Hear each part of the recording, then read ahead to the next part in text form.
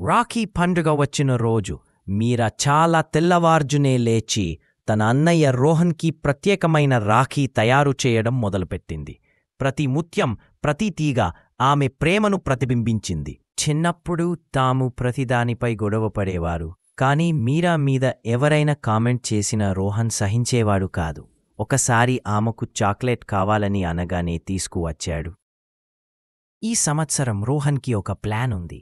మీరా వేసిన డ్రాయింగ్స్ని ఒక కథా పుస్తకంగా ముద్రించించి ఆ ఆశ్చర్యాన్ని గిఫ్ట్ రూపంలో సిద్ధం చేశాడు.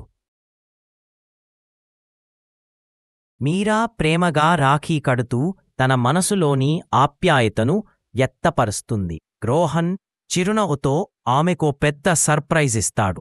ఆమె కల్ నిజమైన పుస్తకం. చిన్న తీగ పెద్ద బంధాన్ని కలిపింది.